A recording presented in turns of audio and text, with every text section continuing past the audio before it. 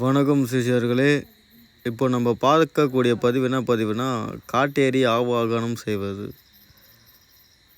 இப்போ காட்டேரியை நீங்கள் ஆவாகனம் செய்தீங்கன்னா வசியம், மோகனம், ஆகர்ஷம் எல்லா வேலைகளும் பண்ணலாம். முக்காலத்தையும் குறி சொல்லலாம். இந்த கணவன் மனைவி பிரிஞ்சு போனாங்க பார்த்தீங்களா, அவங்கள நீங்கள் ஈஸியாக எளிமையாக வர வைக்கலாம். பிறகு இந்த கல்யாணமாகி பல நாட்களாக குழந்தை இல்லாமல் இருக்காங்க பார்த்தீங்களா, அவங்களுக்கு இந்த காட்டேரி ஆவாகனம் செய்து அவங்க உடம்புலேருந்து நீங்கள் துஷ்டத்தனமாக இருக்கக்கூடிய அந்த பேய் பிசாசுகள் நீங்கள் விரட்டலாம். உடனடியாக குழந்தை பிறக்கும். இதுதான் காட்டேரியுடைய உண்மையான வசிய பூஜை. நீங்கள் என்ன செய்கிறீங்கன்னா, வேங்காய மரத்தை எடுத்துக்கோங்க. அதை எடுத்து கட்டமாக கட் பண்ணிக்கோங்க. கண், பல் அழகாக புருவத்தை நீங்கள் வரைஞ்சிடுங்க. நெத்தி போட்டில் 1 இன்ச்சு நீங்கள் பள்ளம் குழி அல்லது ஒரு ஓட்டை போட்டுடுங்க.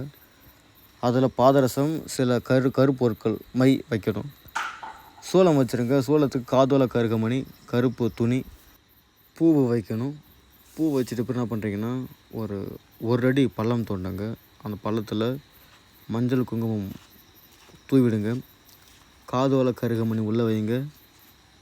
இங்கே செதுக்குன்னு அந்த மரத்தை உள்ளே வச்சுருங்க.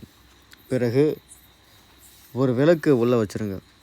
உள்ளே வச்சிட்ட பிறகு எதிர் திசையில் அமர்ந்து கருப்பு துணி, அதில் மஞ்சள் குங்குமம், காதோல கருகமணி வச்சிடணும்.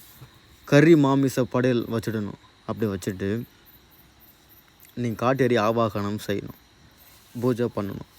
இப்படி நீங்கள் பண்ணிங்கன்னா காட்டேரியுடைய முழு அருள் உங்களுக்கு கிடைக்கும். இந்த கர்நாடகாவில் இருக்கக்கூடிய அனைத்து சிஷ்யர்களும் சரி காட்டேரி அதிகமாக வணங்குறாங்க. காட்டேரி வணங்குறவங்க இந்த பூஜை மாதிரி நீங்கள் பண்ணிங்கன்னா நேரடியாக பிரசன்னம் ஆகும். சகல வரங்களும் உங்களுக்கு தருவாங்க.